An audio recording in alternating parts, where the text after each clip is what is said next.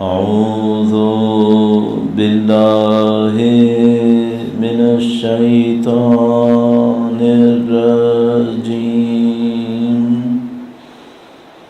بسم الله الرحمن الرحيم. الحمد لله رب العالمين،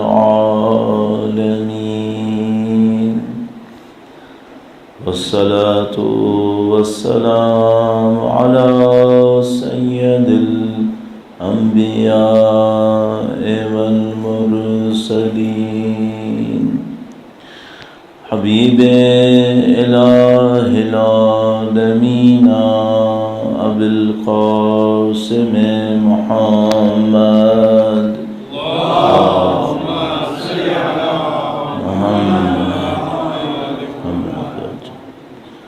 وعلى آله الطيبين الطاهرين،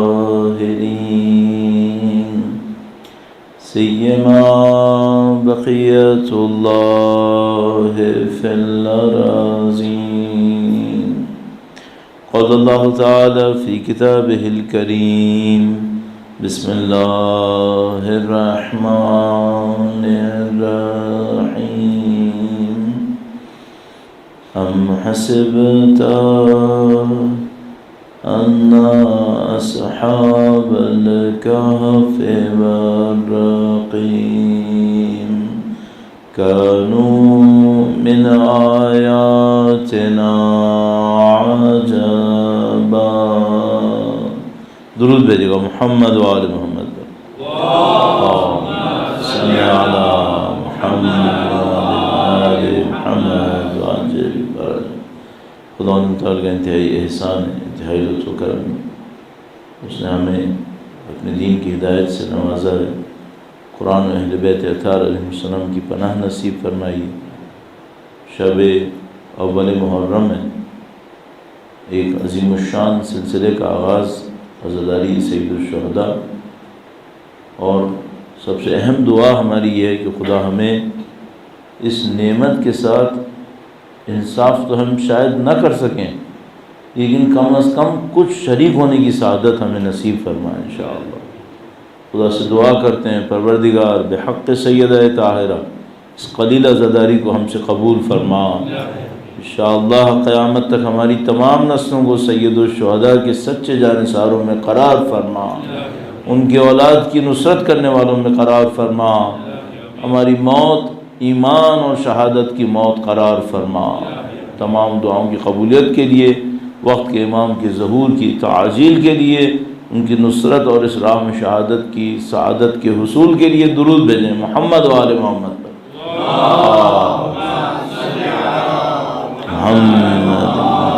محمد وعجل فرج. خدا تعالیٰ نے جو موقع نصیب کیا ہے، اس کے عنوان سے ہم نے ایک موضوع تجویز کیا ہے، اور ہماری کوشش معمولاً یہ ہوتی ہے کہ جو موضوع ہو اس کے ساتھ کسی حد تک جہاں تک ممکن ہے ہم سے انصاف کریں، موضوع کے اوپر توجہ دیں.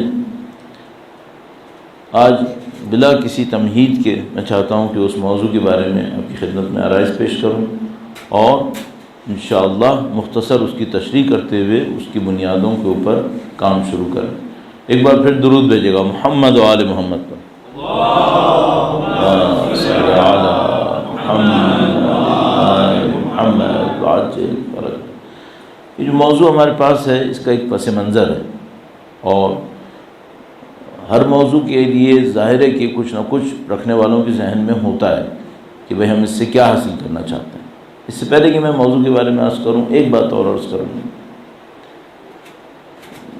سید الشہداء کی عزاداری میں شرکت کرنا بہت ثواب کا کام، بے پناہ ثواب، لیکن اس ثواب کو اگر آپ چاہیں تو کئی گنا زیادہ بڑھا سکتے ہیں.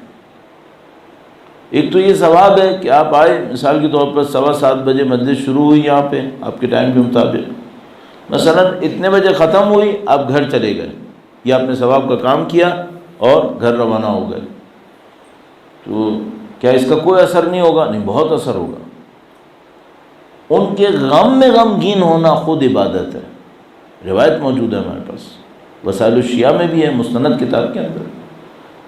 لیکن اس میں آپ بہت بڑا اضافہ کر سکتے ہیں. وہ کیسے؟ یہ کہ آپ کے علم کی سطح بھی بڑھے. جو ہمارے معاشرے کے اندر مشکل بن گئی ہے وہ یہ کہ ایک شخص 25 سال عزاداری میں شرکت کرتا ہے، 30 سال عزاداری میں شرکت کرتا ہے، اور اگر 30 سال کے بعد وہ دوبارہ اپنے آپ سے پوچھے کہ اس 30 سال میں میرا علم کتنا بڑھا، تو بعض اوقات دیکھتا ہے کہ وہ خاص اضافہ نہیں ہوا. یہ چیز جو ہے وہ بہت بڑی ناانصافی ہے.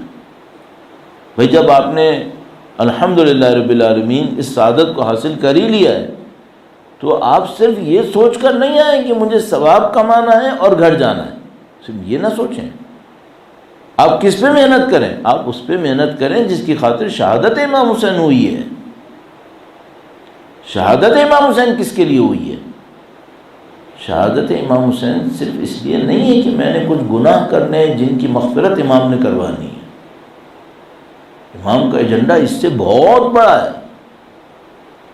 اتنی عظیم الشان ہستی قربان ہو رہی ہو اور مقصد اتنا سا رہ جائے، نہیں، یہ ناانصافی ہے.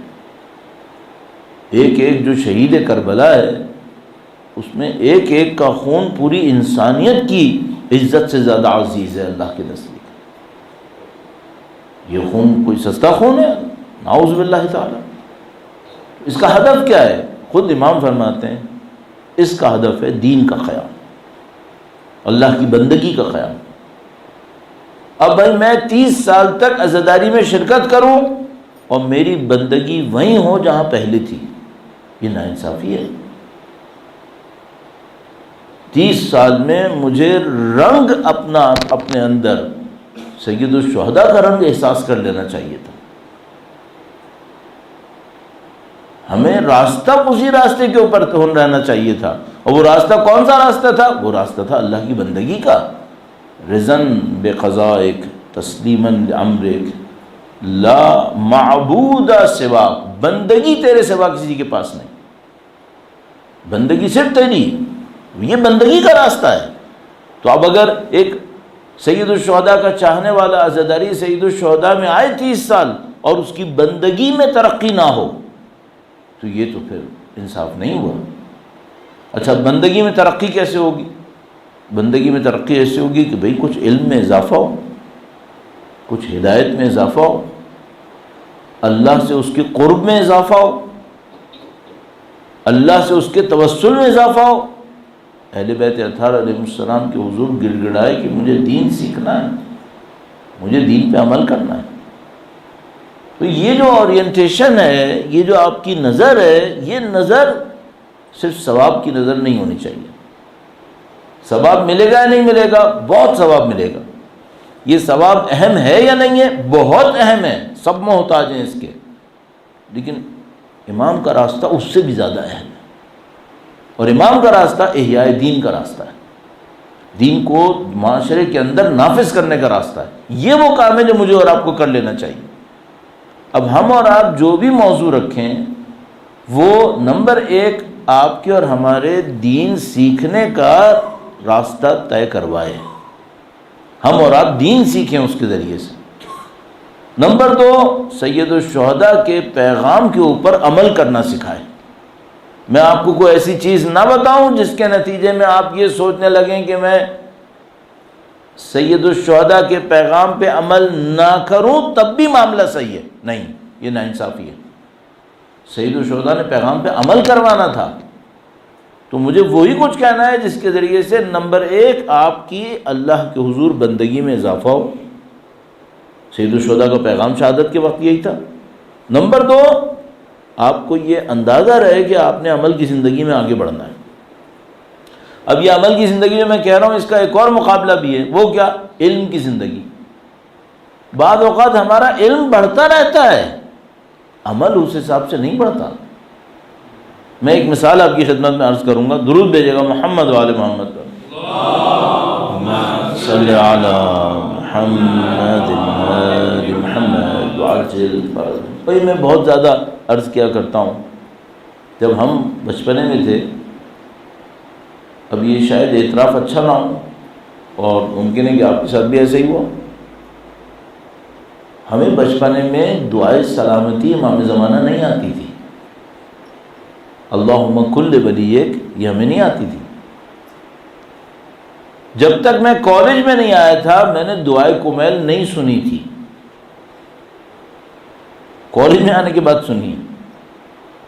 الحمدللہ رب العالمین اب ہمارے بچے ایسے نہیں ہیں، جو بچے یہاں بیٹھے ہیں ان کو بھی دعائے سلامتی آتی ہے۔ ہمارے زمانے میں جب میں بچپنے کی اپنی بات کروں تو آپ میں سے کچھ لوگوں کو یاد ہوگا اس زمانے میں دین کا شعور اتنا نہیں تھا۔ اب الحمدللہ دین کا شعور بڑھ رہا ہے، دین کے بارے میں معلومات بڑھ رہی ہے بچوں کو بھی۔ لیکن میں اپنے آپ سے ایک سوال کرتا ہوں، معلومات بڑھانا اہم ہے یا دین پر عمل کروانا اہم ہے؟ معلومات بڑھانا اہم نہیں ہے، معلومات بڑھانا بھی راستہ ہے۔ سب سے اہم کیا ہے؟ سب سے اہم یہ کہ دین پہ عمل کتنا ہوگا۔ اگر میں تمام قرآن کریم کا حافظ بن جاؤں، حفظ قرآن کی حیثیت ہے، لیکن اصل قرآن کیا ہے؟ صرف حفظ ہے یا عمل ہے؟ عمل ہے۔ تو صرف علم کی خاطر بھی نہ آئیں، نمبر ایک صرف ثواب کی خاطر آئیں کہ ثواب ملے گا، بہت اچھا ہے، ثواب بہت ملے گا، وہ بہت اہم بھی ہے، میں بھی ثواب کی خاطر آتا ہوں، لیکن اس پہ رکوں گا نہیں۔ دوسرا معاملہ یہ ہوا کہ آیا بندہ خدا یہ دیکھنے کے لیے کہ چلو میں 4 باتیں سیکھ کے چلا جاؤں گا، اچھی بات ہے 4 باتیں سیکھ کے جاؤ، لیکن صرف سیکھ کر چلے جاؤ یہ کافی نہیں ہے، عمل چاہیے، اس کے پیچھے عمل چاہیے۔ یہ میں نے 2 وہ باتیں کہیں جو غلط نہیں ہیں لیکن اس سے بہتر ممکن ہے۔ اب ایک بات وہ بھی کہہ دوں جو غلط ہے، اصلا بالکل غلط ہے۔ وہ کیا ہے؟ وہ یہ کہ میں یہاں پر آیا اور میں اس لیے آیا کہ میں آپ کو یہ بتاؤں کہ میں خطیب ہوں، اور میں نے 10 دن 12 دن کوشش کر کے آپ کے سامنے یہ ثابت کر دیا کہ میں خطیب ہوں۔ اچھا یہ صحیح ہے یا غلط ہے؟ بالکل غلط ہے۔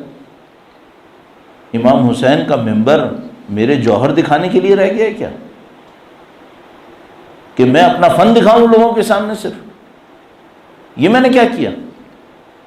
سید الشہداء کا خون زمین کے اوپر بہا تھا دین کو عزت دینے کے لیے، نہ کہ میرے فن کے صرف اظہار کے لیے۔ آپ آئے مثال کے طور پر صرف یہ دیکھنے کے لیے، دیکھتے ہیں یہ مولانا کتنے پانی میں ہے۔ عزاداری سید الشہداء کا مقصد یہ بنا ہے؟ یہ غلط ہے بالکل۔ اگر میں اس مقصد سے آؤں تو مجھے نہیں آنا چاہیے، پھر یہاں پر منبر پہ نہیں بیٹھنا چاہیے، پھر کہ اگر میں نے اس کو اپنے ذاتی مقصد میں استعمال کرنا ہے، نعوذ باللہ تعالی۔ اور اگر نعوذ باللہ تعالی آپ کی طرف سے کوئی ایسا کام ہونے والا ہے وہ بھی غلط ہے، بالکل غلط ہے۔ ہم سب کو یہاں پہ سید الشہداء کے سامنے سر جھکا کے آنا چاہیے۔ ہمیں اس نیت سے آنا چاہیے کہ بھائی ہمیں سید الشہداء کی شہادت کے ذکر کی فضیلت ملی ہے، ہمیں سید الشہداء کا پیغام لوگوں تک پہنچانا ہے، جس پیغام کی خاطر علی اکبر شہید ہوئے ہیں، اتنا اہم پیغام تھا، ہمیں وہ پہنچانا ہے۔ اور آپ بھی یہ سوچ کر آئیں کہ بھائی سید الشہداء نے قربانی دی ہے، اور وہ قربانی اس دین کی عزت و سربلندی کے لیے دی ہے۔ ان کان دین محمد لم یستقم الا بقتلی فیا سیوف خذینی، اگر دین محمد کی بقا بس اس میں ہے کہ میں مارا جاؤں تو اے شمشیرو آؤ اور مجھے مارو۔ سید الشہداء نے اس لیے جان دی۔ تو ہم اور آپ کی جو عزاداری سید الشہداء کر رہے ہیں، یہ شہادت ہی کا تسلسل ہونا چاہیے۔ جو شہادت کا کام تھا وہ ہمارے اوپر ہو جانا چاہیے۔ تو شہادت کا کام تھا دین کو عزت دینا، سربلندی دینا، دین کو لوگوں تک پہنچانا، ظلم کا مقابلہ کرنا، اسلام میں آنے والے انحرافات کا مقابلہ کرنا، لوگوں کے اندر دین کی فکر کو زندہ کر دینا۔ ہمیں یہ کام کر لینا چاہیے۔ تو یہ مجھے ضروری لگا کہ آپ کی خدمت میں عرض کروں۔ البتہ ماشاءاللہ آپ لوگ برسوں کے عزادار ہیں، الحمدللہ رب العالمین، دنیا کے اس خطے میں بیٹھ کے عزاداری کر رہے ہیں، آسان کام بھی نہیں ہے۔ تو یقیناً آپ کی توجہ پہلے سے ہے، لیکن میں نے کہا کہ اپنی ذمہ داری کے طور پر بھی یہ آپ کی خدمت میں عرض کرتا چلوں۔ ایک بار پھر درود بھیجے گا محمد و آل محمد۔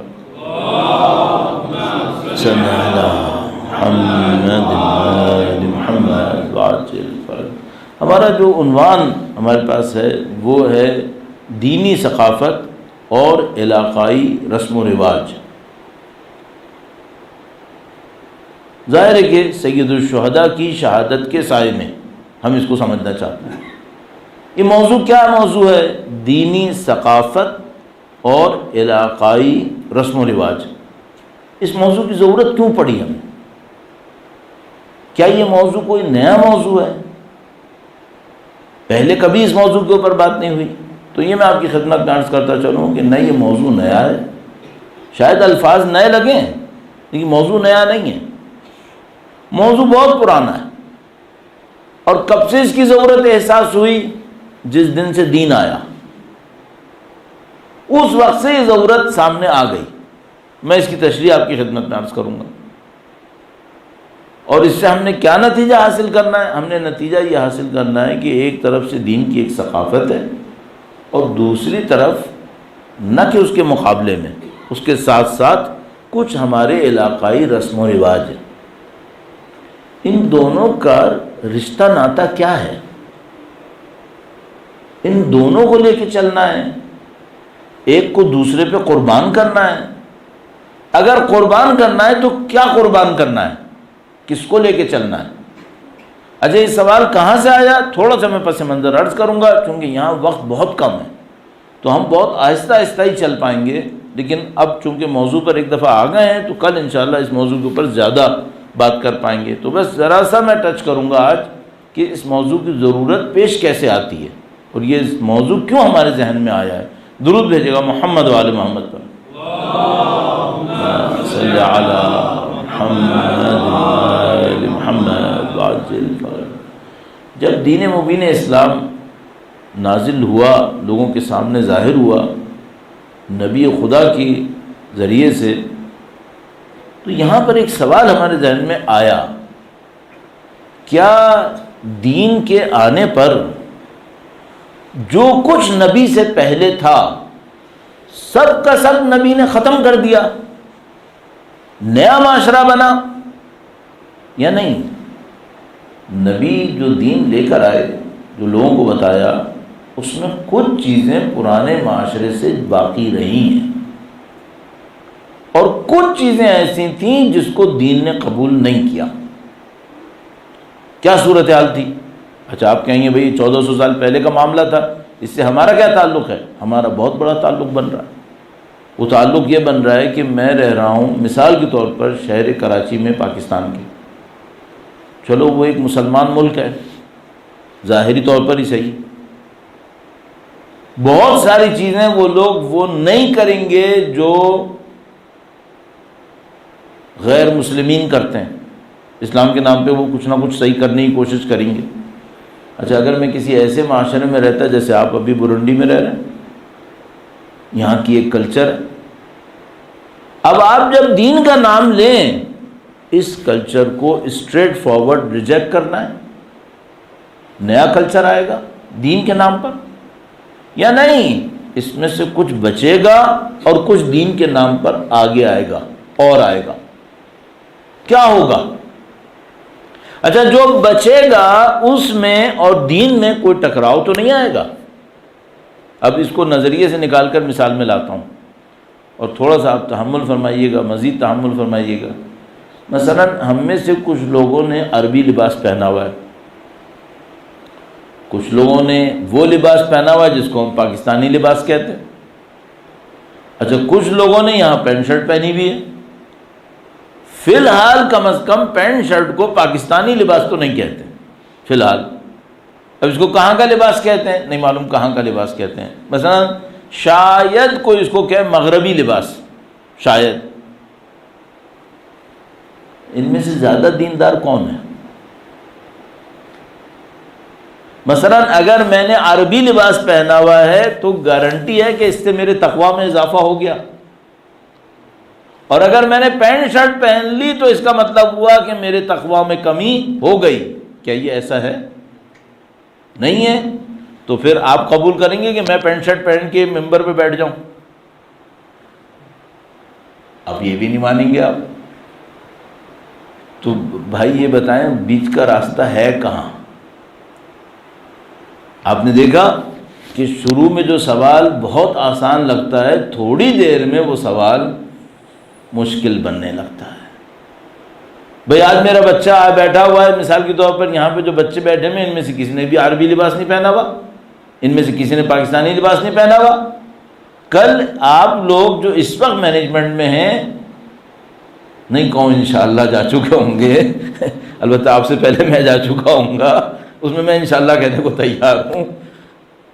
کل یہ بچے آئیں گے، اچھا یہ بچے مینجمنٹ میں آ گئے، ایک پریزیڈنٹ بن گیا، ایک وائس پریزیڈنٹ بن گیا، ایک سیکریٹری بن گیا، اور ایک میرا جیسا طالب علم یہاں مجلس پڑھنے آیا اور اس نے کہا مولانا ایک بات ہم آپ کو بتا دیں، آپ نے برونڈی میں ممبر پہ بیٹھنا ہے تو پینٹ شرٹ پہ بیٹھنا ہے۔ اب میں اس سے کیا بولوں کہ بیٹا نہیں یہ تو غیر اسلامی لباس ہے، تو کہے گا میں تو جد امجد کے سامنے بھی یہی لباس پہن کے عزاداری میں آتا تھا، انہوں نے تو مجھ سے نہیں کہا کہ یہ غیر اسلامی لباس ہے، تو آپ بھی میری طرح پہن کے بیٹھے؟ تو میں کہوں نہیں بیٹا میں تو مولوی ہوں نا، تو وہ کہے گا کہ بھائی جب رسول خدا عرب معاشرے میں آئے تھے تو انہوں کوئی نیا لباس تھوڑی لے کر آئے تھے، وہی جو عرب معاشرے میں چل رہا تھا وہی لے کر آئے تھے، آپ بھی پینٹ شرٹ پہنو، ہمارا تو یہ چل رہا ہے۔ ہاں بھائی اب کیا ہوگا؟ دیکھو سوال کتنا آسان تھا شروع میں، پیچیدہ ہو گیا۔ اب یہ بچہ کھڑا ہوگا، ایک اور بچہ کھڑا ہوگا، کہے گا مولانا ہمیں عبادتیں کرنی ہے نہیں کرنی ہے؟ ہاں جی کرنی ہے۔ نماز پڑھنی ہے؟ ہاں جی پڑھنی ہے۔ سوچ کے پڑھیں اچھا ہے یا بے سوچے سمجھے پڑھیں اچھا ہے؟ تو ہم کہیں گے واللہ سوچ سمجھ کے پڑھنا بہت اچھا ہے۔ تو کہا بس مولانا آج سے میں سواحلی میں نماز پڑھوں گا، عربی میں کیوں پڑھوں؟ میری زبان تو یہ ہے۔ کیوں؟ تم عربی میں پڑھو؟ تو کہے گا اللہ کے نبی بھی جب آئے تھے تو کوئی دین کے نام پہ نئی زبان تو نہیں لائے تھے، اس معاشرے میں عربی تھی، رسول گرامی عربی لے کر آئے، اب میں یہاں پر ہوں میں کیا کروں؟ یہ سوال اتنا پیچیدہ سوال بنے گا۔ اچھا اب اس سوال کے اندر اور مشکل کب آتی ہے؟ اور مشکل اس وقت آتی ہے جو ظاہری طور پہ دیندار تھے وہ دنیا کے اعتبار سے ترقی نہ کر پائے، اب اور مشکل شروع ہو جاتی ہے۔ میں آپ کو پیچھے نہیں لے جانا چاہوں گا تاریخ کے اندر، جو میرا بہت پسندیدہ ٹاپک ہوتا ہے کہ میں آج سے 170 سال پیچھے لے کے جاتا ہوں اور اس وقت میں بتاتا ہوں کہ تمام اسلامی ممالک کے اوپر، کم و بیش تمام اسلامی ممالک کے اوپر سوائے اکا دکا کے انگریزوں کی حکومت آ چکی تھی، یا کہو غیر مسلمانوں کی حکومت آ گئی تھی، چونکہ بعض پہ رشیا بھی حاکم تھا، فرینچ بھی حاکم تھے۔ تو اس موقع پر مسلمانوں کے سامنے ایک مشکل آئی، وہ کہ اگر تم لوگ حق پر ہو تو تم لوگ اتنا پس کیوں رہے ہو؟ اب ریاکشن دو طرح کے آئے، ایک ریاکشن یہ آیا کہ تم نے غلطی یہ کی ہے کہ تم نے کچھ چیزوں کو چینج کر لیا ہے، تو تم سب کے سب پیچھے چلے جاؤ،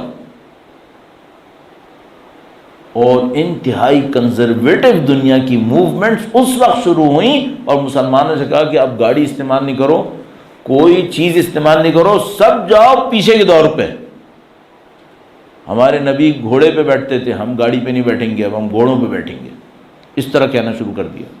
اچھا ایک موومنٹ یہ چلی کہ جتنا پرانا ہے سب چھوڑ دو، بالکل نئے ہو جاؤ، پھر تم کامیاب ہو جاؤ گے، یہ بھی چل گئی۔ تو انہوں نے کہا کہ بھائی جب تک تم سر سے لے کے پاؤں تک ویسٹرن نہیں بنو گے تمہاری کامیابی کا کوئی چانس نہیں ہے۔ عزیزان محترم مجھے لگ رہا ہے یہ سوال دوبارہ کہیں ہمارے سامنے نہ آ جائے، اس سے پہلے کہ ہم اس کنفیوژن میں پھنسیں کہ بھئی ہمیں کلچر میں کیا کرنا ہے، دین کے کلچر کے نام پر نئے کو لینا ہے، پرانے پہ جانا ہے، یہاں سے کاٹنا ہے، چھانٹنا ہے، کیا کرنا ہے، تو بھائی پہلا کام یہ کرو اپنے ذہن کے اندر اس سوال کو حل کر لو کہ یہ دین ہے کیا۔ تو اب ہمارا عنوان کیا ہے؟ ہمارا عنوان ہے دینی ثقافت اور علاقائی ثقافت۔ تو کل میں انشاءاللہ کوشش کروں گا آپ کی خدمت میں سب سے پہلے یہ عرض کروں کہ بھائی دینی ثقافت ہم کہتے کسے ہیں؟ دینی ثقافت کسے کہتے ہیں؟ صرف عربی لباس پہن لینا یہ دینی ثقافت ہو گئی؟ تو میں آپ سے ایک سوال پوچھتا ہوں، یہ جو عرب ممالک میں لٹیرے ہیں وہ کچھ اور پہنتے ہیں کیا؟ وہ یہی عربی لباس پہنتے ہیں؟ اچھا وہ جرمن بولتے ہیں کیا؟ نہیں، وہ عربی بولتے ہیں اور دنیا کے سب سے بڑے جرم کر رہے ہوتے ہیں. تو صرف اگر لباس پہننا کافی ہوتا، زبان بولنا کافی ہوتا، تو وہ مجرم کہاں سے آ گئے پھر وہاں پہ؟ اس کا مطلب ہے دینی ثقافت میں کچھ اور ہے، دینی ثقافت میں کوئی گہرائی ہے، وہ ہمیں آہستہ آہستہ سیکھنا ہے. پھر اس کے بعد ہم علاقائی ثقافت کے مقابلے میں اس کا لائیں اور پھر دیکھیں ہمیں کرنا کیا ہے. پھر ہم اپنے بچوں کو سمجھائیں کہ بیٹا یہ لائن یہ ہے، یہاں تک جا سکتے ہو، اس سے آگے تم جاؤ گے تو تمہارا معاملہ خراب ہو جائے گا. ہمیں بھی سمجھ میں آ جائے پھر انشاءاللہ تعالی. اللہ انشاءاللہ مدد فرمائے گا. سید الشہداء کے صدقے میں ہمارے لیے دین پر عمل کرنا آسان فرمائے گا انشاءاللہ تعالی. درود بھیجیں محمد و آل محمد پر. صلی علی محمد. شب اول محرم ہے، سخت وقت. یہ اذغانوں کا سجنا، لوگوں کا عزا کے لیے جمع ہونا، سید الشہداء کی یاد میں جانا، اللہ اکبر. جیسی ماہ محرم نزدیک آتا ہے، بہت سارے دلوں پہ امام حسین کے غم کی تہیں لگنا شروع ہو جاتی ہیں.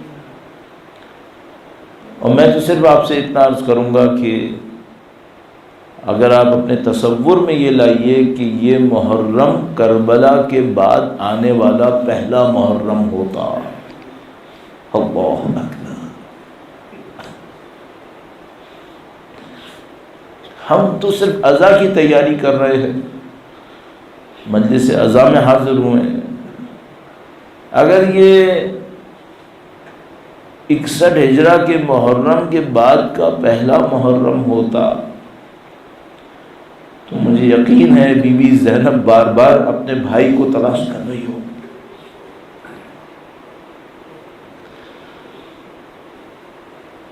جو جوان شہید ہوئے ان شہیدوں کے گھروں کو اپنے نظر میں لائیے. 1 سال کے بعد ان گھروں میں کیا ہو رہا ہوگا. اس شب کی مناسبت سے جو مصائب پڑھے جاتے ہیں وہ سید الشہداء کے مدینے سے روانہ ہونے کی مصائب. عجیب روایت ہمارے پاس ہے بی بی ام سلمہ سے. بی بی ام سلمہ ارشاد فرماتی ہیں کہ مدینہ حسین کے جانے پر ایسے رویا جیسے رسول اللہ کی وفات کے دن رویا تھا. ایسے لوگ روئے جیسے اس دن روئے تھے جس دن رسول اللہ کی وفات ہوئی تھی. کیوں لوگ رو رہے تھے؟ جو لوگ مسلمان ہوتے تھے وہ اپنے آپ سے کہتے تھے ہم نے اپنی زندگی میں رسول اللہ کو نہیں دیکھا. تو لوگ انہیں کہتے تھے کہ مدینے چلے جاؤ، رسول کے خاندان میں ایک جوان علی اکبر ہے، اگر تم نے علی اکبر کو دیکھ لیا تو گویا رسول اللہ کو دیکھ لیا. اور ان سے کہتے تھے کہ تم مدینے چلے جاؤ، رسول اللہ کے نواسے موجود ہیں. یہ وہی نواسے ہیں جن کو رسول اللہ اپنے کندھوں پہ بٹھایا کرتے ہیں. آج رسول اللہ کا یہ نواسہ رسول اللہ کے پاس الوداع کہنے آیا ہے. بہت عجیب روایت ہے ہمارے پاس. گویا رسول اللہ سید الشہداء کو اس زمانے میں جب سید الشہداء کی عمر بھی 60 سال کے لگ بھگ تھی، جب سید الشہداء کو دیکھتے تھے تو ایسے ہی حسین کو دیکھتے تھے جیسے حسین کا بچپنا ہو. ہمارے پاس روایت موجود ہے کہ سید الشہداء رسول اللہ کے روضے پر تشریف لے گئے، رات وہیں گزاری، اور ایک موقع کے اوپر رسول اللہ کو گویا حالت کشف میں، مکاشفے میں دیکھا. جب رسول اللہ کو دیکھا، جس کو ہم لوگ خواب تعبیر کرتے ہیں، رسول اللہ کو دیکھا تو کہا اے اللہ کے نبی، آپ کی امت نے مجھے بہت ستایا، آپ کی امت نے مجھے بہت ستایا ہے، آپ مجھے اجازت دیں گے کہ میں آپ کے ساتھ قبر میں چلا جاؤں؟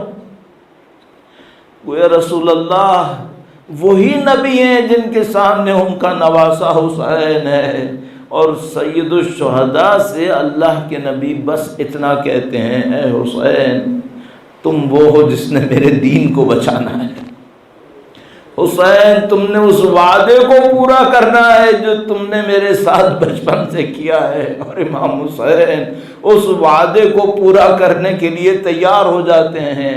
شاید رسول اللہ کو جو خواب میں سید الشہداء نے دیکھا وہ کسی کو بتایا ہو تو پتہ نہ چلا ہو کہ رسول اللہ سے کیا وعدہ ہوا اور کن وعدوں کو پورا کرنے کا ذکر ہے، لیکن اگر کوئی قافلے کو دیکھے تو شاید اندازہ ہو کہ علی اصغر کیوں جا رہے ہیں، یہ خواتین کیوں جا رہی ہیں۔ عبداللہ بن عباس آ کر کہتے تھے، اے نواسہ رسول آپ تو جا رہے ہیں، خواتین کیوں جا رہی ہیں؟ عزیزو اگر دل تھام کر اس جملے کو سنو تو امام حسین نے کہا خدا نے ان کو اسیر ہوتا دیکھنا ہے۔